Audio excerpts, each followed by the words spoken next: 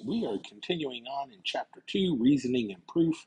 We are on Day 2 of Section 1, which is Related Conditionals. So yesterday we learned how to write a conditional, and we learned how to negate a conditional, and we learned how to determine whether it was true or false, and how to give a counterexample if it is false. Today, what we're going to look at is we're going to focus in on three related conditionals. So our conditional uses the given hypothesis and the conclusion.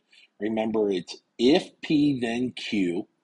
So an example is, if measure of angle A is 90 degrees, then angle A is a right angle. Converse, so here's our first one. The converse switches the order of the hypothesis and the conclusion.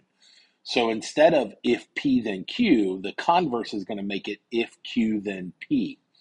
So using our example, we take the conclusion and rewrite it to the if statement. So if angle A is right, then the measure of angle A is equal to 90 degrees. So that's converse. If Q then P. The inverse, it negates both the hypothesis and the conclusion. So this one says, if not P, then not Q.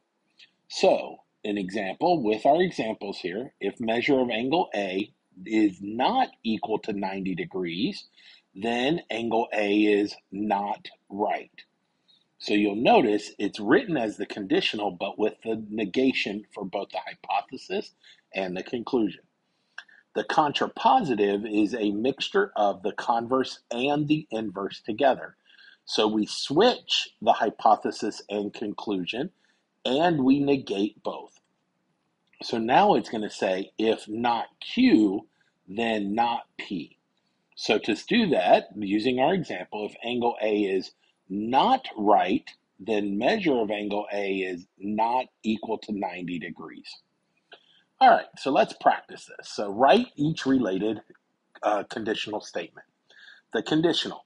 If an animal is a bird, so this is our P, then it has feathers. That's our Q. So the converse, remember, it is going to be Q, then P. So if an animal has feathers, then it is a bird. Got a little sloppy there on that one. Then it is a bird. So that's our converse, where we let Q then goes to P.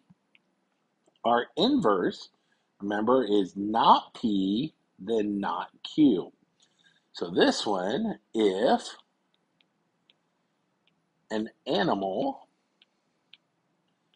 is not a bird, then it does not have feathers. Okay, so that's our inverse. Then we go to our contrapositive, which is the converse and the inverse together. So not Q gives me not P. So this one, if an animal does not have feathers, then it is not a bird. Okay, so there's the writing of the three different ones. Let's try another one. Let's do a math-related one. So here we have P then Q. That's the given. That's the conditional. So then we're going to do the converse, Q then P. So the conditional, if angles are the same measure, then they are congruent. So if angles are congruent, then they have the same measure. Then we go to the inverse, which is not P, then not Q. So if angles do not have the same measurement,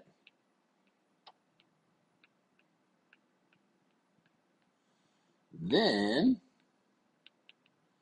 they are not congruent. Then we have the contrapositive, which is the mixture. So it's going to be not Q to not P. So this one, if angles are not congruent, then they do not have the same measure. Okay, so those are the related conditional statements that we have. We also have this thing called a biconditional statement. A biconditional statement is a special combined statement we can write when a conditional statement and the converse statement are both true. A biconditional statement requires the words if and only if. And you'll notice the arrow looks different. They draw it going both ways. So P, if and only if Q. So in order to be able to even write the biconditional statement, both the conditional and its converse have to be true. So let's take a look at the conditional. If a polygon has three sides, then it is a triangle. That is true. So now let's write the converse. If a polygon is a triangle, then it has three sides. So if a polygon is a triangle, then it has three sides. That is also true. So since both of those are true, we can write the biconditional. So the biconditional is P, a polygon has three sides if and only if it is a triangle. Okay, a polygon has three sides if and only if it is a triangle. All right, let's try a couple more. Let's start with the conditional. If a figure is a segment bisector, then it cuts a segment in half. To do the converse, if a figure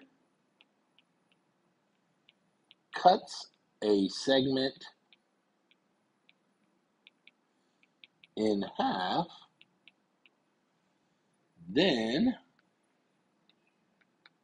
it is a segment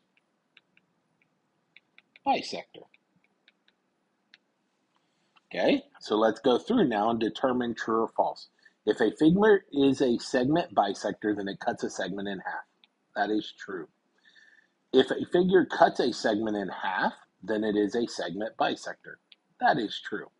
So the biconditional then would be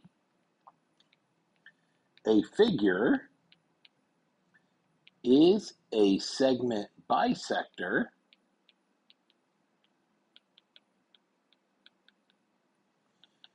if and only if it cuts a segment in let's try this last one here.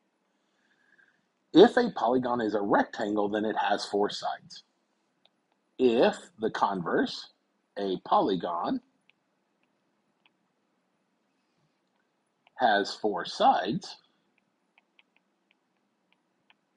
then it is a